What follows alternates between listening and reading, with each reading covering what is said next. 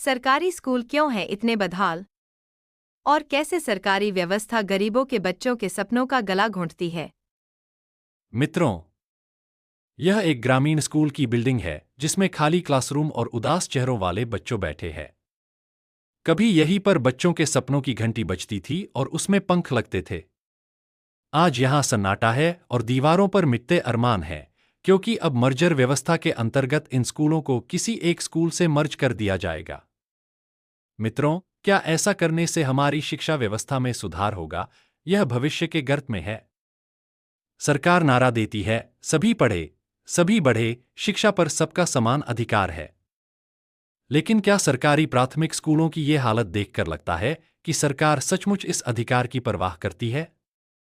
हमारा संविधान भारत के प्रत्येक नागरिक के बीच समता, स्वतंत्रता और बंधुत्व की स्थापना की गारंटी देता है, पर यहां प्रश्न उठता है कि जब भारत में शिक्षा व्यवस्था ही विषमता पर आधारित है, तब ऐसी स्थिति में समता की स्थापना कैसे हो सकती है? प्रांतों के अपने अपने बोर्ड है, सीबीएसई है तो कहीं आईएससी है। संसद और शिक्षा मंत्रालय आजादी के 78 साल बाद भी प्राइमरी स्कूलों में उच्च मानदंड लागू क्यों नहीं कर पाई? मित्रों, इसका कारण क्या है? हम समझते हैं कि इसके क्या कारण रहे हैं। नंबर 1, राजनीतिक इच्छाशक्ति की कमी का होना। जैसे नेताओं के बच्चे बड़े बड़े निजी स्कूलों में पढ़ते हैं तो उन्हें क्या फर्क पड़ता है कि गांव के स्कूल में बेंच है या नहीं है? यदि नेताओं और नौकरशाहों के बच्चे भी इन स्कूलों में पढ़ते होते तो हालात कुछ और होते। नंबर 2, सरकार बजट कम देती है और घोषणाएं ज्यादा करती है तथा भारत अपने जीडीपी का सिर्फ 3% शिक्षा पर खर्च करता है, और वो भी ज्यादातर हाईटेक कॉलेजों पर खर्च कर दिया जाता है। ऐसी स्थिति में प्राइमरी स्कूलों के लिए क्या बचेगा?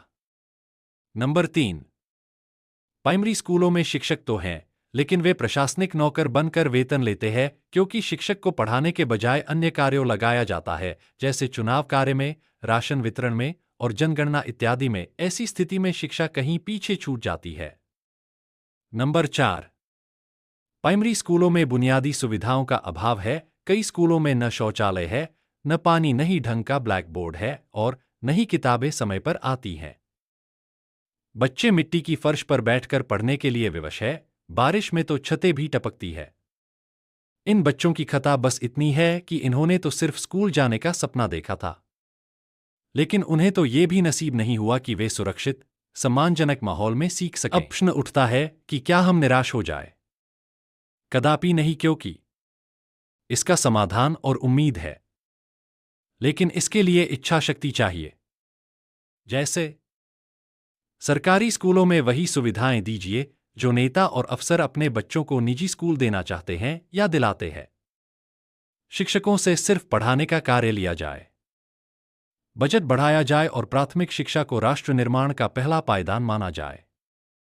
दोस्तों, अगर आपको लगता है कि हर बच्चे को सम्मान और गुणवत्ता वाली शिक्षा मिलनी चाहिए तो इस वीडियो को शेयर कीजिए और सरकार तक आवाज पहुंचाइए।